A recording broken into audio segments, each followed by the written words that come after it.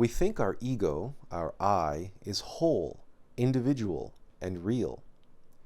What is more, we believe ourselves to be in control of it. For the most part, we are not. The human-like machine, the I we identify as, is at any given point in time being defined by any number of mechanical algorithms. One moment, we want a slice of cheesecake, gluttony. The next moment, we are worried about looking good in a swimsuit, pride, vanity, shame. Or are worried about getting type 2 diabetes, fear. Or any number of egos, plural, running amok in our psyche. Each ego presents itself as a single I, so it is easy for us to mistake our many egos as merely different desires, cravings, and aversions of one ego. Many separate functions of one whole psychology. To illustrate this better, dear reader, let us again consider a technological phenomenon created in our own image, the operating system. Be it Microsoft Windows, Mac OS, Unix, or Android, operating systems primarily run applications, programs, which today most people know as apps. Microsoft Windows takes its name from its GUI, graphic user interface. Each time a user opens a different application on their Windows machine, it appears in a similarly configured window. To a naive user, there are no separate programs, only different windows. Each window appears to be just another function of the computer. This is, sadly, exactly how modern materialist science understands psychology. To psychologists and neurologists, the psyche is just the brain, running a single ego, that which we identify as I. Just as Microsoft named Windows OS after its GUI, psychologists named the human psychological operating system I, ego, after the naive humanoid's experience of self. The I in the foreground psychology is called the conscious mind, the I in the background the subconscious mind, and the functions of the I that are minimized or awaiting to be accessed, the unconscious mind. But even Microsoft called it Windows, plural. Psychologists, hypnotized, mistook the never-ending stream of egos presenting themselves as I, as being one I. Can you imagine using Microsoft Window? Regardless, I is no more the self than apps are the OS or the Windows machine is the user. The user is independent of the Windows machine. Consciousness is independent of the human machine, its rational OS mind, and the many egos running on said OS. Why then do we confuse and conflate all these phenomena? Mechanical nature follows a pattern where multiplicities function as one. Many atoms form molecules.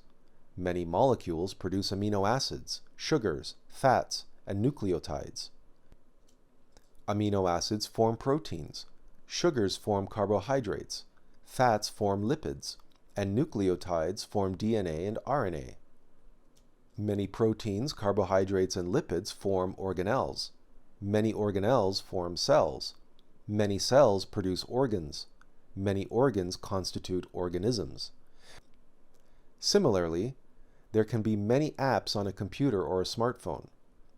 Just as we explored, the common user interface makes it seem like all those separate apps are merely functions of one device. Apps constantly run in the background, using system resources to execute their program, to gather and present the newest packets of information, facilitate communication, or send us audible and visual notifications through the device's hardware, constantly vying for our attention. Developers design apps to keep us using them as often and for as long as possible. We, as users, are also given the illusion of choice, with hundreds of thousands of apps to choose from, each one designed to keep us tethered, shackled, if you will, to our smartphone or tablet. Can anyone deny how many people feel lost without their smartphones? Their devices have become like an appendage, a veritable extension of themselves. If they do not have it on their person or within arm's reach, they begin to feel anxious. The many disparate apps busily running, executing their mechanical algorithms, make for one very compelling device that people not only become attached to, but identify with. Now imagine if such a device were inside your head. Our consciousness, trapped in the mechanical, rational, busy mind, is bounced around like a user stuck in front of a web browser in demo mode, clicking on hypertext links, sometimes seemingly at random. It is not by accident we designed the World Wide Web to function as it does. The web is analogous to how our mind jumps from one thought to another, and or stays stuck on a thought, song, image, memory, etc. for an extended time. We need only observe the busy mind to see ourselves being batted around from one thought to another, following trains of thought, images, memories, fears, worries, wants, judgments, and fantasies in a never-ending game of thought association. Sometimes we can consciously direct our thoughts, and then we feel intelligent and in control, as when we perform mathematical equations, think things through, concentrate, etc. What we need to comprehend is what is really happening. Our internal browser is being hijacked by what amounts to a computer virus, an algorithm that executes its programming. But said algorithm is sophisticated and wants to run, fueled by a self-awareness born of the consciousness needed to fulfill its program. So it calls itself I and shows us a memory of past pleasure or pain, or some fantasy of future pleasure or pain, to get us to go along with its program and execute a thought, word, or action determined by the algorithm. This is how, in essence, it creates more copies of itself, just like a computer virus. Again, it is not by accident we created computer viruses that hide inside image files, programs, or other executables, which, when opened or run, allow the malware to execute its programming. These host files are often very enticing and attractive and promise some reward. The consciousness becomes trapped inside this never-ending process of thinking, with each algorithm acting as a mind virus. Using the above process to create the illusion of individuality, self-awareness is constrained inside the concept of I, me, myself, mine, etc.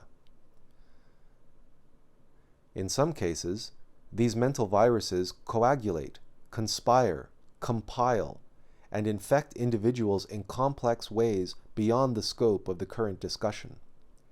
Such extreme constructs and infections result in what we experience as mental illness. If the consciousness can be lost in virtual reality to begin with, then it is just as susceptible to being lost in other constructed realities and fantasies. Someone who is lost in their own little world might be labeled as suffering from ADD or ADHD, anxiety, hallucinations, delusions, schizophrenia, multiple personality disorder, et al. Once a consciousness falls asleep and begins to dream, it is easy to manipulate it and change the nature of its dreaming. Herein lies the relative ease with which mind manipulation, coercion, suggestion, hypnosis, advertising, religious fanaticism, materialist scientific dogma, societal and peer pressure, and all well-known and well-documented forms of delusion are made possible.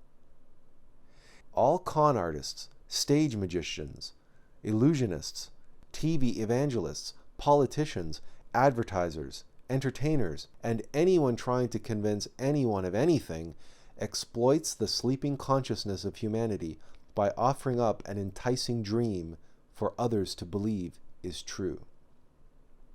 It is easy to shape a consciousness that is dreaming.